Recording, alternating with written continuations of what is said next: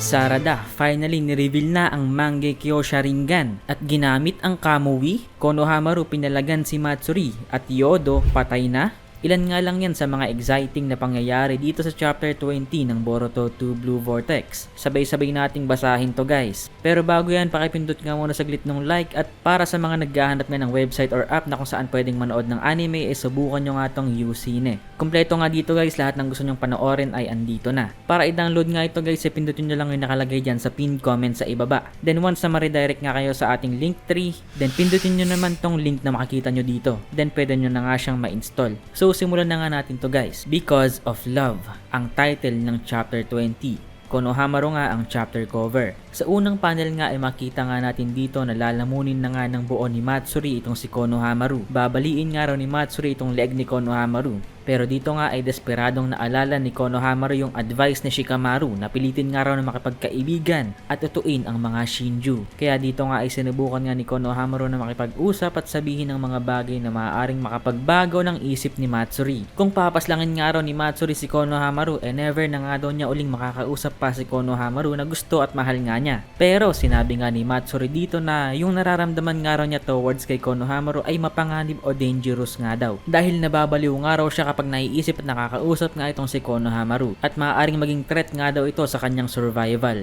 Kaya nag-decide nga raw siya na i-devour o lamunin na lang si Konohamaru. Then diniinan nga dito ni Matsuri yung pagsakal dito sa ulo ni Konohamaru. Then nalipat naman tayo dito sa laban ni Sarada, Mitsuki, Araya at Yodo against dito kay Ryu. Dito nga iniwawalan na ng kwenta guys yung epekto ng Lodestone Sand Sealing Blade ni Araya laban dito sa Iron Sand ni Ryu. Kahit nga itong Senjutsu Snakes nitong si Mitsuki wala ring laban towards dito sa lakas nitong si Ryu. At makikita nga nating dihado talaga sila sa laban na ito. Dumating nga yung punto na nagagawa ng makontrol ni Ryu ang katawan nitong si Araya at Mitsuki. At gagamitin nga nitong si Ryu itong dalawa laban sa natitirang si Yodo at Sarada. Sinabi pa nga dito ni Araya na kalimutan na lang daw ni Sarada at Yodo itong dalawa para makatakas pa itong dalawang babae. Pero hindi nga raw hayaan ni Ryu na mangyari to. Ngunit wala nga raw sense para kay Ryu na bigla na lang patayin silang lahat dito. Kaya dito nga parang sinubukan na lang nitong si Ryu na humingi ng impormasyon kina Sarada at Yodo patungkol sa kung nasaan na nga raw ba matatagpuan si Boruto at yung mga pwedeng kahinaan ni Boruto at kanyang accomplice na si Kashin Koji. Kapalit nga raw ng kaligtasan nitong si Yodo at Sarada. Dito nga ay sinabi ni Yodo na sabihin na lang daw ni Sarada yung totoo kung nasaan nga raw ba si Boruto. Pero tumanggi nga dito si Sarada dahil pwedeng inuuto lang daw sila ni Ryu at pwedeng kahit nagbigay pa nga raw siya ng impormasyon ay ang ending nga raw ay paslangin pa rin sila nitong si Ryu. Sumagot si Yodo at sinabing mas okay na nga raw na magsalita si Sarada kaysa magantay sila dito na mamatay na lang.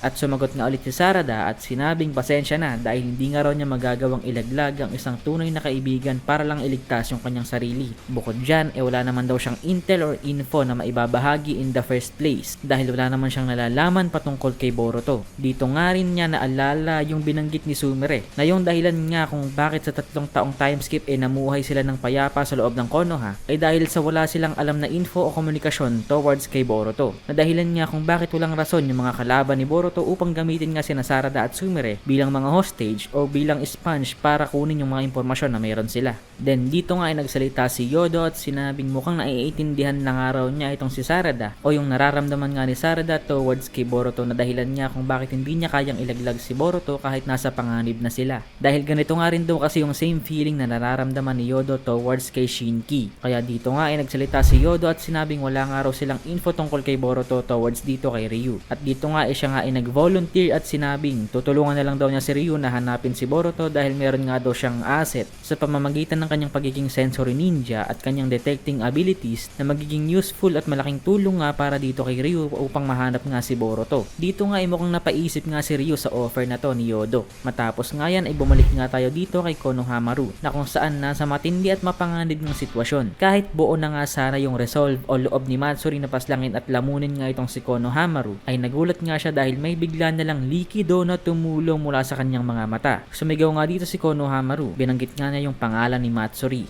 First time nga dito ni Matsuri na niya maranasan ng pag-iyak. At the same time ay kinilig nga siya dahil tinawag nga siya ni Konohamaru by name o sa pangalan niya. Sinabi nga ni Konohamaru na umiiyak nga raw si Matsuri dahil nalulungkot nga raw siya. Ibig sabihin nga raw nito ay hindi talaga gustong patayin ni Matsuri si Konohamaru. Habang nanonood nga guys ay naiyak din si Jura habang nakaupo sa kanilang dimensyon. Tinanong nga ni Matsuri kung ano nga raw ba yung nangyayari sa kanya. At dito nga ay sinamantala nga ito ni Konohamaru. Nag-request nga siya na mag-holding hand sila ni Matsuri. At dahil hindi nga makontrol ni Matsuri yung kanyang emosyon at dahil nga rin sa nararamdaman niyang mixed feelings towards kay Konohamaru ay sinubukan nga niyang hawakan yung kamay ni Konohamaru. Nang bigla-bigla na nga lang nilabas ni Konohamaru dito yung kanyang dalawang malaking Odama o Giant Rasengan. Ang malupit nga dito guys ay hindi nga lang isa kundi dalawang Odama Rasengan nga yung ginamit dito ni Konohamaru. Isang bagay na kung talagang nanonood ka ng Naruto ay mahirap i-perform. Dalawang Rasengan, Giant Rasengan nang hindi gumagamit ng Shadow Clone para mag-form ng chakra. Nagawa ngang durugin dito ni Konohamaru yung wood style ni Matsuri kasama na yung dalawang kamay niya dito. Muntik nang tuluyang mapaslang sana ni Konohamaru si Matsuri dito.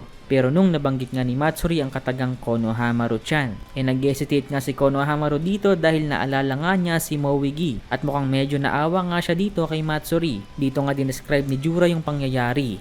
Because of love nga raw o pagmamahal na diniscuss nga rin niya sa nakaraang chapter, hindi nga successful na na-devour ni Matsuri si Konohamaru. Na dahilan nga kung bakit nauto siya ni Konohamaru at muntik pa siyang mapaslang. While at the same time, itong si Konohamaru nga rin muntik nang successful na mapaslang si Matsuri. Ngunit siya nga ay nag-fail dahil sa hesitation na dulot nga ng concept na tinatawag na love dahil naalala nga niya si Mouigi dito kay Matsuri. At dito nga mukhang nanganganib na nga talaga ang buhay ni Konohamaru dahil muli na nga umatake si Matsuri. At dito nga nagulat na si Konohamaru at hindi na alam kung ano ang gagawin. Meron nga ba siyang counter-attack dito o merong tutulong sa kanya na dadating? Sa kabilang banda naman, welcome to Donut Club ang nangyari dito kay Yodo. Parehas na sila guys ni Min Byung-gu ng solo leveling dahil tinusok nga ni Ryo dito ang gitna ng katawan ni Yodo. Kaya kung wala ngang milagro na makakatulong sa kanya sa mga susunod na chapter, siguradong deads na nga itong si Yodo dito. Pero dito nga buo pa rin yung loob ni Yodo guys at nagsalita pa rin siya. Sinabi nga niya kay Sarada na hindi nga raw siya sigurado pero alam nga raw niya na hindi buo ang loob ni Sarada patungkol sa kanyang sarili at feelings at nararamdaman na parang may pinipigilang lakas nga raw si Sarada sa kanyang loob. Ang tinutukoy nga niya dito guys ay ang Sharingan ni Sarada. So parang pinipigilan nga ni Sarada na gamitin yung kanyang Mangekyo Sharingan o yung kanyang Sharingan in general. Pero bakit? Ano nga ba yung meron siya Sharingan? Ano nga kaya yung nangyari sa 3 taong time skip na hindi natin alam kung bakit pinipigilan ni Sarada na gamitin yung Sharingan? So sinabi nga dito ni Yodo na okay lang daw na gamitin ni Sarada for the things other than just the greater good itong kanyang Sharingan. Mukhang may malalim na ibig sabihin nga to guys na pwede nating i-discuss sa susunod na video. Nga pala guys, pasensya na rin guys kung bihira lang ako mag-upload ng videos dahil busy rin ako guys dahil nagtatrabaho nga ako as full-time video editor ng mga kumpanya sa ibang bansa kaya bihira na lang talaga. Pero susubukan ko pa rin naman mag-upload kapag may content na pwedeng paggawa ng content at may time ako. So tuloy tayo. In short, itong si Yodo nga guys yung nagbigay ng last push o tulak kay Sarada para tuluyang i-unleash yung kanyang Sharingan. At dito nga guys nagsimulang i-activate ni Sarada yung kanyang Sharingan. At nagulat nga dito si Ryu dahil yung iron sand nga sa paligid na nagsisimulang maglaho papunta sa isang itim na object na ginawa nga ni Sarada gamit yung kanyang Mangekyo Sharingan na kung saan nakita nga natin finally